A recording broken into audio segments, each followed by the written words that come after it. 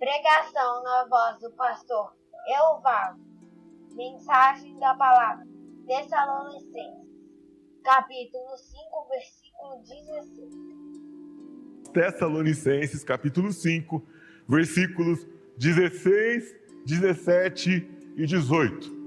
Então, se você me perguntar qual o primeiro trecho da Bíblia que eu aprendi, praticamente foi esse aqui, tá? Repetidamente. Diz assim, se você souber de cor ou estiver lendo, pode me dizer comigo.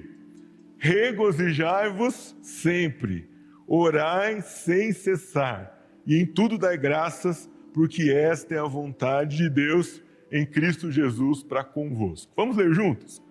Regozijai-vos sempre, orai sem cessar, e em tudo dai graças. Pode parar aqui. Esse texto é curto, mas da mesma forma que ele é curto, ele é intenso. Vejam comigo, regozijai-vos sempre. Não tem uma folga. Ele não diz, regozijai sempre que você estiver alegre. Ou não diz, regozijai nas vezes em que você tiver vontade de fazer isso. Ele diz, regozije-se sempre. Nossa, a segunda recomendação aqui é orai sem cessar. Também não tem espaço para intervalo. Sem cessar é sem parar. Sem cessar é sem interrupção. Sem cessar é me entregar a esse hábito continuamente. E por fim, no versículo 18, Paulo diz, em tudo dai graças. Não diz, em algumas coisas dê graças, ou naquilo que você acha que deve, dê graças, mas diz, em tudo dê graças. O texto é curto, é pequeno, é fácil de memorizar, mas ao mesmo tempo ele é intenso e faz com que nós paremos bons momentos para pensar se nós somos capazes de obedecer, de sermos gratos a Deus, como ele recomenda aqui nesse texto para nós. Atualmente, gratidão é a palavra da moda. Quase todos vocês aqui já receberam no WhatsApp uma palavrinha gratidão, um gif, um desenho com uma mãozinha assim, não é? Eu te agradeço, virou moda. E o que nós corremos o risco com essa moda é perder a compreensão bíblica da profundidade do que é ser grato ao Senhor, debaixo da compreensão que o Senhor nos deixa na sua palavra. A gratidão hoje é a demonstração de agradecimento a alguma coisa que recebeu. Mas a compreensão bíblica vai muito além disso, como nós vamos olhar aqui no que Paulo vai dizer para nós. Quando nós estamos num dia como esse, comemorando aniversário, gratidão se torna uma tarefa agradável e ao mesmo tempo edificante, mas também didática. Você pode imaginar, o pastor Evaldo tem 25 anos de ministério nessa igreja. Quantas histórias ele não tem para contar sobre regozijar sempre, ou na sua casa, ou com os irmãos, de orar sem cessar, ou por algo na sua própria vida, ou por algo na vida das suas ovelhas, ou por em tudo dar graças, mesmo em particular, ou mesmo com os irmãos a quem o Senhor confiou para ele cuidar. Perguntei para o pastor Abimael hoje, há quanto tempo o senhor anda com Cristo? E ele disse, 55 anos. Muito mais tempo do que vários de vocês estão sentados aqui de vida. 55 anos andando com Jesus. Se você somar 55 com 25, são 80. Eu não sou muito bom de matemática, gente. Não. São 80 anos de história. Você pode pensar nisso. Multiplica isso por 52 semanas. E depois, se você for bom de matemática, por 365 dias. E se quiser saber as horas, você vai ver quanto tempo de testemunho, de gratidão, de regozijo, de oração, de alegria e da obra de Deus na vida deles e na de vocês. E na minha, nós podemos contar, contabilizar, ouvir, edificar e ser edificado por isso. Pensando nisso, eu quero desafiar você hoje a olhar para você e a responder, eu sou capaz e eu estou pronto para obedecer à vontade de Deus demonstrada aqui na carta aos Tessalonicenses, de regozijar sempre, orar sem cessar e dar graças em tudo. E queria pensar um pouco com vocês sobre essas 3 ordens que Paulo dá aqui a esta igreja. Vamos lembrar um pouquinho quem são os Tessalonicenses. Que igreja é essa? Paulo era um pastor muito sincero e muito direto. Se ele tinha que dar bronca e chamar atenção, ele fazia publicamente na sua carta. Mas quando ele tinha de elogiar, ele também o fazia publicamente na sua carta. Aos Tessalonicenses, ele escreve no capítulo 1 uma descrição da obra de Deus na vida deles. Ele diz que o amor deles é abnegado, a fé é operante e que a maneira como eles deixaram os ídolos para seguir o Deus vivo foi tão impactante que eles ficaram conhecidos não só na cidade, mas também no estado e na região. Se fosse nos dias de hoje, Paulo ia dizer, olha, a fé de vocês foi conhecida aqui nessa região, mas foi conhecida também no estado de São Paulo e em toda a região sudeste. Se ouve falar do testemunho de vocês. Ao mesmo tempo, embora essa igreja fosse fervorosa e cumprisse a vontade de Deus e seguisse a Cristo com fidelidade, eles não viviam num contexto favorável ao desenvolvimento dessa fé. O contexto que os Tessalonicenses viviam era contexto de perseguição, era contexto de opressão, era contexto em que ser cristão poderia, de quando em quando, custar a liberdade física e custar a vida, e uma série de outras coisas que poderiam acontecer à família e ao próprio grupo da igreja. Mesmo assim, esses irmãos não arredavam o pé do seu fervor e da sua espiritualidade. É a esses crentes que não viviam num contexto fácil, que não viviam em contexto de liberdade total, que não tinham ventos favoráveis ao desenvolvimento da sua fé e à proclamação do Evangelho. É a esses crentes que Paulo escreve, regozijai-vos sempre, orai sem cessar e em tudo dai graças. Há na Bíblia algumas expressões de atitudes suas que aproximam o ser humano de Deus, nos aproximam de Deus. Uma delas é a humildade. O apóstolo diz que Deus resiste aos soberbos, mas dá graça aos humildes. E outra atitude que a Bíblia insistentemente traz para nós, da aproximação e da bênção do Senhor na nossa vida, é a atitude da gratidão. E o que é a gratidão, o regozijar e o orar, essa verdade tríplice que nós não podemos desmembrar nas Escrituras? Ela não é uma maneira de manipular a vontade de Deus, ela não é uma maneira de trazer uma alegria superficial no nosso coração, pelo contrário, é um comprometimento alegre e vibrante de viver de acordo com os preceitos do Senhor. Eu sei que pastor Evaldo e pastor Abimael têm muitos motivos para agradecer. E alguns deles nós compartilhamos. E devemos trazer à nossa mente todos os dias. Paulo vai dizer, vocês precisam se regozijar sempre. Mas como podemos nos regozijar sempre? Tem pandemia, tem dificuldades, limitações, às vezes escassez de recurso, más notícias, enfermidade, coisas que não ocorrem de acordo com o que nós tínhamos planejado. Como é que nós podemos nos regozijar sempre? A pergunta que pode nascer no seu coração e na sua mente quando lê esse texto bíblico. E Paulo vai, nesse contexto do capítulo 5, lembrar aos filipenses que há uma razão pela qual é possível regozijar-nos sempre. E é a razão da nossa salvação em Cristo Jesus.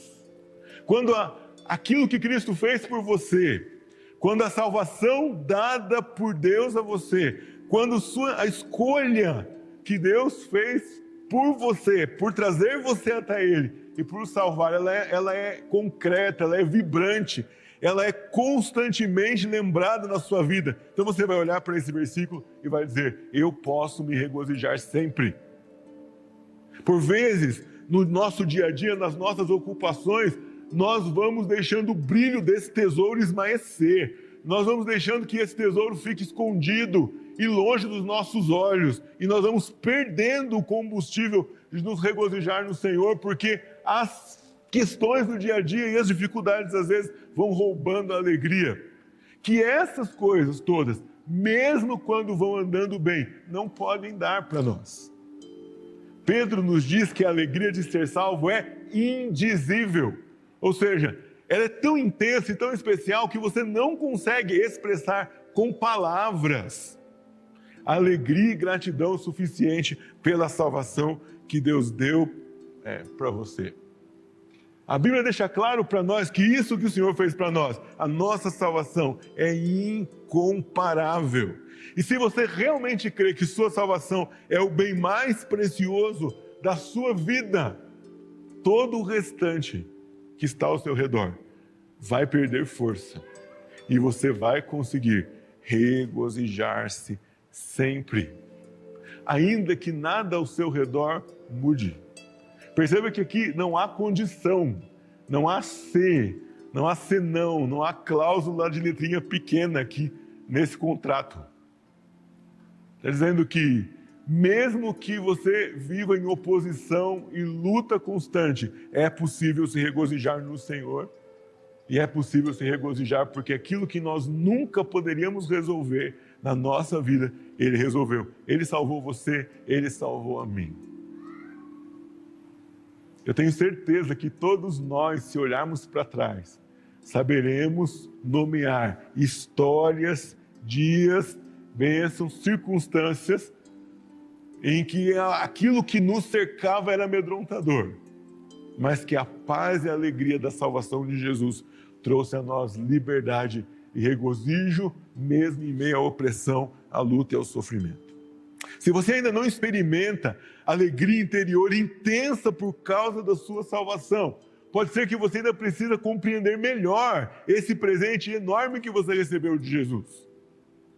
Pode ser que você tenha que lembrar daquele dia que o Senhor salvou você. Pode ser que você tenha que dar mais valor a essa maravilhosa obra que o Senhor fez e que você nunca poderia fazer, nunca poderia merecer, nunca poderia comprar, nunca poderia achar, nunca teria oportunidade de receber, não fosse a demonstração amorosa do Senhor nosso Deus por você. Nós vamos chorar, nós vamos ser impactados por coisas que nós não gostaríamos de ter na nossa vida, nós vamos passar por momentos que nós queríamos que fosse completamente diferente, e nós podemos passar por tudo isso nos regozijando na salvação do Senhor e enxugando as nossas lágrimas com o consolo que vem do Senhor por causa da salvação. Paulo diz aos Filipenses: alegrai-vos sempre no Senhor. Outra vez digo, alegrai-vos. A gente canta uma música que a Diane compôs com esse texto. A gente vai se alegrar. Por quê? Por causa da salvação que eu tenho no Senhor. Primeiro capítulo, ele vai escrever aos Filipenses assim: recomendamos a nós mesmos como os ministros de Deus, na muita paciência, nas aflições, nas privações, nas angústias, nos açoites, nas prisões, nos tumultos, nos trabalhos, nas vigílias, nos jejuns, na pureza, no saber, na longanimidade, na bondade, no Espírito Santo, no amor não fingido, na palavra da verdade, no poder de Deus pelas armas da justiça, quer ofensivas, quer defensivas, por honra e por desonra, por infâmia e por boa fama, como enganadores e sendo verdadeiros, como desconhecidos e, entretanto, bem conhecidos, como se estivéssemos morrendo e, contudo, eis que vivemos como castigados, porém não mortos, e agora entristecidos, mas sempre alegres, pobres, mas enriquecendo a muitos, nada tendo, mas possuindo tudo. Palavra de Paulo aos Coríntios, capítulo 6 da sua carta. É possível se regozijar no Senhor, mesmo quando tudo à nossa volta não está como nós gostaríamos que estivesse. É possível dizer ao Senhor: eu me alegro em Ti, eu descanso em Ti, eu me regozijo em Ti, eu canto ao Senhor, eu louvo ao Senhor, e eu adoro ao Senhor, mesmo que meu coração, eu queria que tudo ao meu redor estivesse diferente. Quantos de nós não queríamos que a atual situação fosse diferente. Na nossa casa, no nosso trabalho, agora na nossa sociedade, na nossa história. E esse regozijo e essa alegria produzida pelo Senhor é a base para o que virá depois. Não há como dar graças em tudo, nem orar sem cessar, sem se regozijar pela salvação que vem do Senhor. Você que acha que não é possível ser alegre em meio à tribulação aguda, convido você a percorrer alguns vídeos no YouTube dos nossos irmãos na igreja perseguida e ver quantos deles, mesmo não tendo nada, tem tudo por alegrar-se no Senhor. Nós vimos um filme, a história de um missionário americano, eu acredito que o nome é Insanidade de Deus, algo assim. E ele percorreu países perseguidos. Ele conta uma história que quando chegou na China, um país que sofre perseguição, contou aos irmãos ali perseguição que os irmãos sofriam na Somália. Então aqueles irmãos da China resolveram acordar uma hora mais cedo na sua rotina para orar pelos irmãos em perseguição na Somália. Você pensa assim, puxa, não acordar uma hora mais cedo para orar para que Deus nos livrasse da própria perseguição no país, mas se regozijaram e se alegraram em poder orar por irmãos que sofriam de igual modo em outro lugar no mundo. Você já experimenta essa alegria? Você pode olhar para trás e dizer, eu posso me alegrar no Senhor por tudo que Ele fez por mim. Você se lembra o dia que Deus alcançou você? Eu me lembro. Eu tinha 8 anos de idade no culto infantil. Minha professora Grace mora no Acre, eu estive lá com o evento da editora e quase a gente se encontrou. Queria dizer para ela, foi a senhora que me levou a Cristo há não muito tempo atrás. Mas eu tinha 8 anos de idade e a história que a professora contava era um milagre para Samuelito. E aquele dia ela disse, você quer entregar sua vida para Jesus? Nós éramos 4 ou 5 crianças na sala e eu entreguei minha vida para Jesus. Pastor, você acha que uma criança de 8 anos entendia o que fez? Entendia, sabe por quê? No domingo seguinte, ela fez apelo de novo. E eu tinha uma prima lá na igreja junto de mim, e ela me cutucou o cotovelo e falou, você não vai levantar a mão? E eu falei para ela assim, não, eu não preciso, porque semana passada eu já fiz. Então eu não preciso fazer de novo. Eu já estou salvo. Entende? Você lembra desse dia, quando o Senhor salvou você? Não foi mérito seu, né? Não era porque eu era uma criança que entendia mais do que as outras, porque aquele dia o Senhor resolveu que queria me salvar. E eu tenho muitos motivos para agradecer e para me regozijar nele. Quantas histórias de salvação o ministério esconde? Costumo dizer que pastores são bibliotecas. Se você pudesse ter uma máquina de descarregar a história da cabeça de pastor, ou testemunhos da cabeça dos pastores sobre isso, nós teríamos volumes e volumes e volumes de livros para ler a respeito da obra do Senhor na vida das pessoas. Regozijar-se no Senhor. Não só no que Deus fez na sua vida, mas também na salvação que Deus fez ao redor dos outros. Olha ao redor daqui onde você está agora. Se você pudesse olhar ao redor da câmera por aqueles que nos veem na internet, quantos são os salvos que celebram junto o Senhor hoje conosco? É motivo de regozijo. Nos regozijamos por mais um ano dos nossos queridos irmãos. Motivo de regozijo, aniversário deles, mas alegria nossa também, pelo que Deus tem feito na vida deles. Mas é impossível ser e desfrutar de regozijo constante sem oração. Regozijar-se sempre só é possível com orar sem cessar. A comunicação ininterrupta com Deus possibilita o equilíbrio entre a nossa riqueza espiritual e a nossa pobreza material. E meu irmão, não se engane. Se você entende quão rica é a obra espiritual na sua vida, se você entende quão rica é a salvação, qualquer coisa material, qualquer bem, qualquer posição, qualquer oportunidade é pobre diante da riqueza da obra do Senhor na sua vida. Então sempre você tem que lidar com isso. Entenda bem essa verdade que Paulo vai trabalhando nessa carta com esses cristãos que nada tinham, mas tinham tudo ao mesmo tempo, porque tinham o Senhor e uma fé impactante. Aquele que vive cuidando mais do que tem ou do que não tem, e menos de sua vida com o Senhor, vai nutrindo pobreza no seu coração. E a oração é a solução para que isso seja diferente na sua vida. Orar sem cessar aqui significa orar contínua, orar o tempo todo, expressar ao Senhor dependência de Deus. O pastor mencionou na quarta-feira, e você precisa se lembrar, oração é diálogo e não monólogo. Acho que muitos de vocês aprenderam que enquanto você ora, você fala com Deus, e depois Deus fala com você enquanto você vai ler as Escrituras. Mas se oração é diálogo, não pode ser só eu falando com o Senhor. Se oração é um momento em que eu converso com o Senhor, eu preciso silenciar o meu coração e a minha alma e os meus pensamentos para ouvir aquilo que o Senhor nos tem a dizer. O problema é que a pressa, muitas vezes, torna os nossos momentos de oração instantâneos, muito rápidos, pontuais. É como se você estivesse conversando com alguém e chega o pastor e fala: pastor, o que o senhor acha disso? E vai embora. Quando ele vai falar comigo, eu já desapareci. Orar sem cessar é não orar com essa pressa. É orar com a possibilidade e atitude de parar constantemente diante do Senhor e ouvir aquilo que Ele tem a dizer para nós.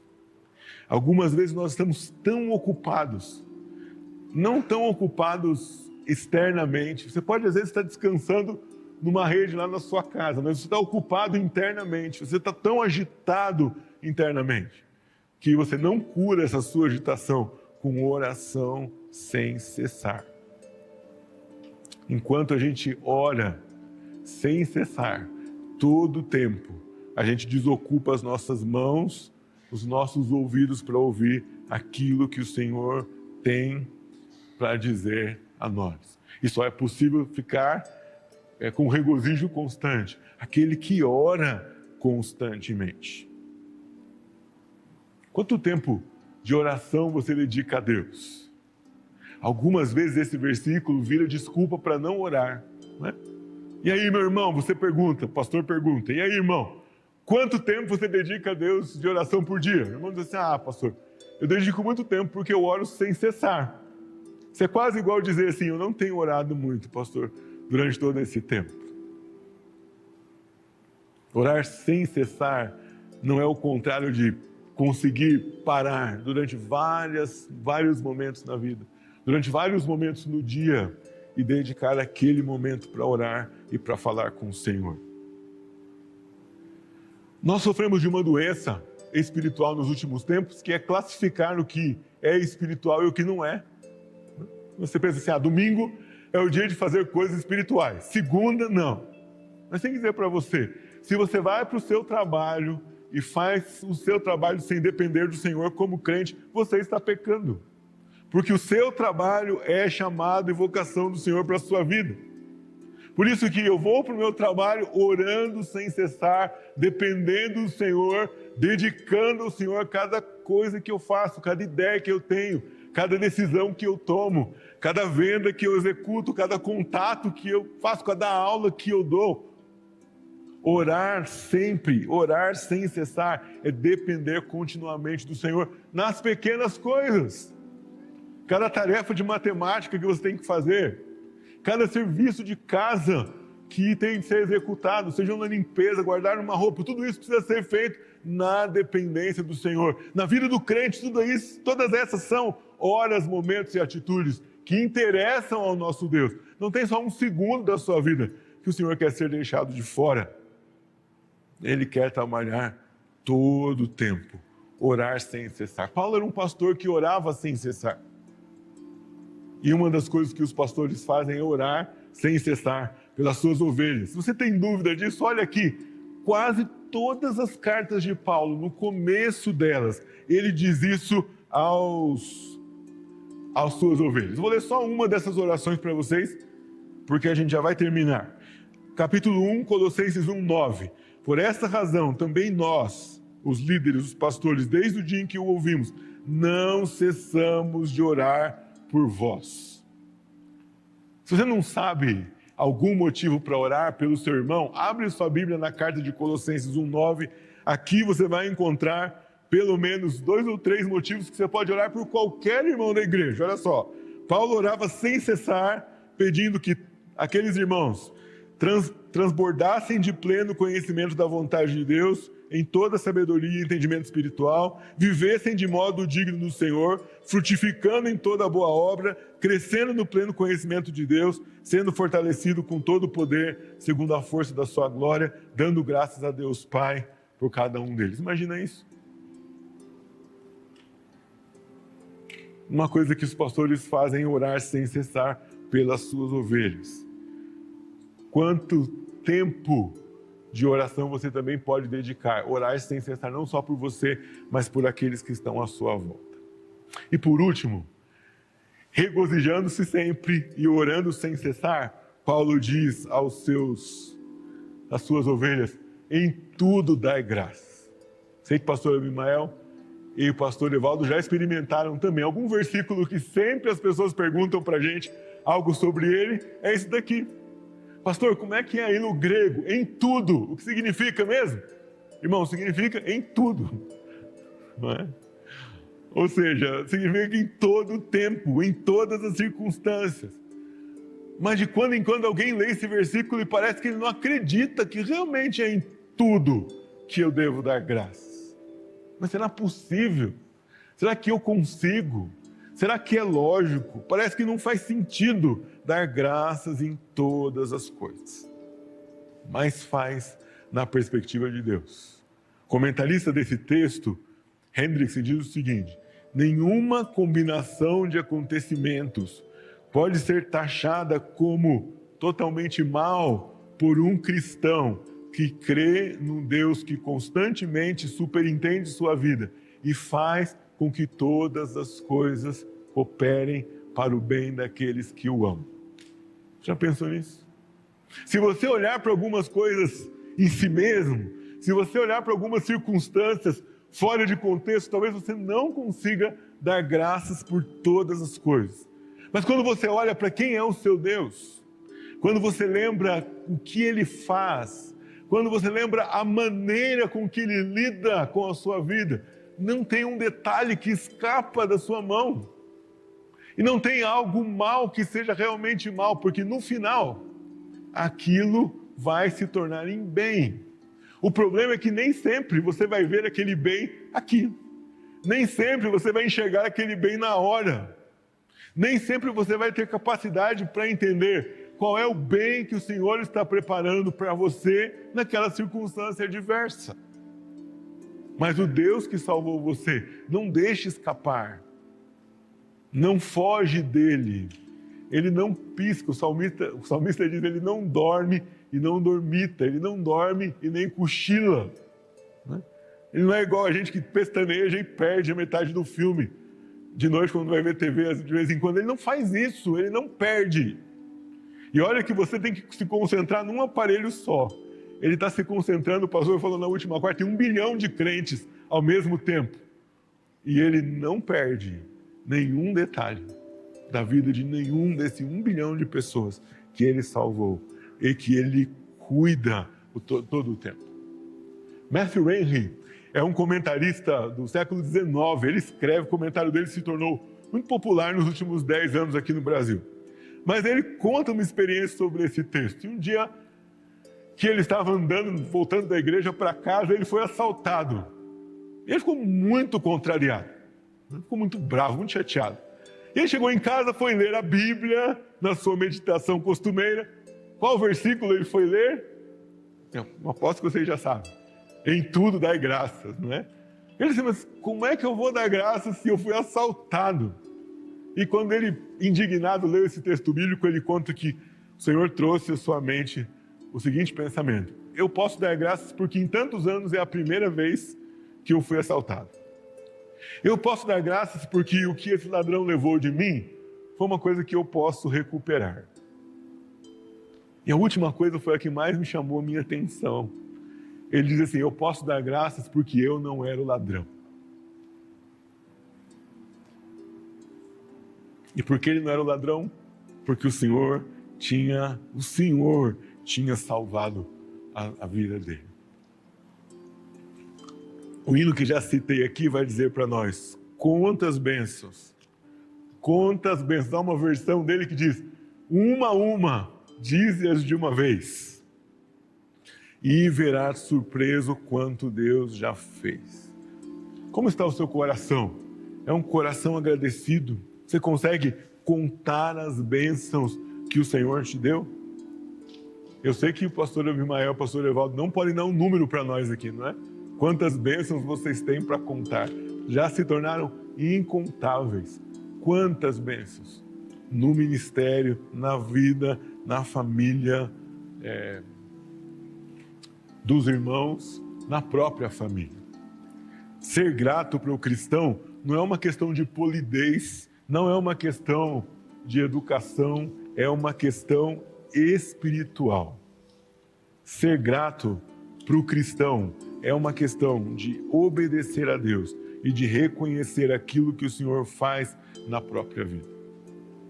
Nós somos gratos ao Senhor pela salvação que Ele nos deu, nós somos gratos ao Senhor pela fé que Ele desenvolve no nosso coração e nós somos gratos ao Senhor pelo ministério dos pastores que Ele colocou aqui na igreja, particularmente essa semana, pastor Abimael e pastor Evaldo, que completaram mais um ano de vida. Regozijai-vos sempre. Isso só é possível se você orar sem cessar. E se você orar sem cessar, você também consegue dar graças em tudo. Porque você vai ver a vida não da sua perspectiva, você vai ver a vida não com os recursos que estão à sua volta, mas você vai ver a vida da perspectiva do Senhor. Hoje, enquanto você agradece a Deus pela bênção que é ter o pastor Abimael e o pastor Evaldo aqui no nosso meio, enumere todas as outras bênçãos pelas quais o Senhor vai e o Senhor já deu a você também. Queria desafiar nessa semana você levantar e compartilhar com alguém uma lista de motivos para se regozijar sempre, orar sem cessar e dar graças em todas as coisas. Queria desafiar você essa semana a viver uma vida de alegria, restaurar no seu coração uma vida de alegria diária, mesmo que o Senhor não responda aquela oração que você tem feito há tantos anos. Mesmo que o Senhor diga não a algo que você deseja tanto. Mesmo que a luta fique mais intensa em alguns aspectos e algumas áreas da sua vida. Mesmo que você ainda tenha que conviver com algum grau de incerteza ou de instabilidade. Eu queria desafiar você nesta semana a experimentar a alegria indizível pela salvação. A investir tempo em orar, em passar tempo com o Senhor. Não só falando, mas ouvindo o que Ele tem a dizer. Ele quer falar com você, Deus se agrada de falar com seus filhos, de dar ao coração dos seus filhos paz, oração, segurança. E de nomear motivos pelos quais você pode ser grato. Pastor, eu tenho olhado na minha vida e eu não consigo ver. Então peça ao Senhor que mostre a você, que retire dos seus olhos as vendas da ocupação com as coisas dessa vida, que retire dos seus olhos a venda com as preocupações com aquilo que não dá certo e mostre para você aquilo que Ele tem feito na sua vida, no seu coração. Pastor Evaldo, que o Senhor continue abençoando sua vida, multiplicando na sua vida os testemunhos na vida de sua família, de gratidão ao Senhor, que eu já sei que são tantos. Nesses 12 anos de convivência, eu presenciei alguns deles. Eu vi alguns deles. Eu fui abençoado pelo testemunho de alguns deles. O Senhor Abimael também, que o Senhor continue abençoando a sua vida. E eu sei que o Senhor tem muitos testemunhos para contar, muita história para contar. Alguns também nós presenciamos, alguns nós somos edificados por Ele, de como ser grato ao Senhor e de como contar as bênçãos ao Senhor. Que o Senhor nos abençoe.